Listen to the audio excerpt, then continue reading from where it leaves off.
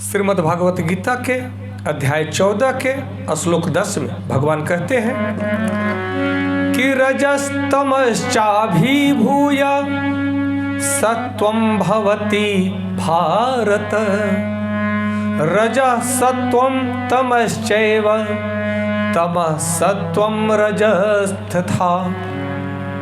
भगवान कहते हैं कि हे भरतपुत्र, कभी कभी सतोगुण रजोगुण तथा तमोगुण को परास्त करके प्रधान बन जाता है, तो कभी कभी रजोगुण सतोगुण तथा तमोगुण को परास्त कर देता है, और कभी ऐसा होता है कि तमोगुण सतोगुण तथा रजोगुण को परास्त कर देता है।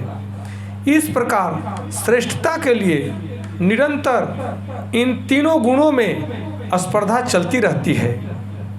भगवान कहते हैं कि जब रजोगुण प्रधान होता है तो सतोगुण तथा तमोगुण परास्त रहते हैं, दबे रहते हैं।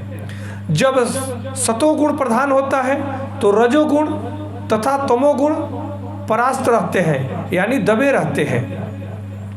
जब तमोगुण प्रधान होता है तो रजोगुण तथा सत्वगुण दोनों परास्त रहते हैं, अर्थात दोनों दबे रहते हैं। यह प्रतियोगिता निरंतर चलती रहती है। इसलिए जो कृष्ण भावनामृत में वास्तव में उन्नति करने का इच्छुक है, उसे इन तीन गुणों को लांघ करके ऊपर उठना होता है। प्रकृति के किसी एक गुण की प्रधानता मनुष्य के आचरण में, उसके कार्यकलापों में, उसके खान पान आदि में प्रकट होती है। इन सब की व्याख्या भगवान आगे करते हैं और समझाते हैं कि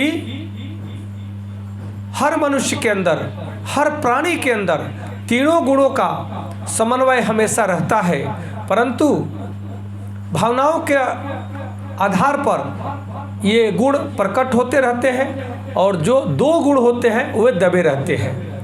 जिस भाव में आप रहते हैं, जैसे संगति में रहते हैं, वैसे ही गुण आपके मन, वाणी और कर्म में प्रकट होते हैं। नमस्कार, धन्यवाद। जय श्री कृष्ण।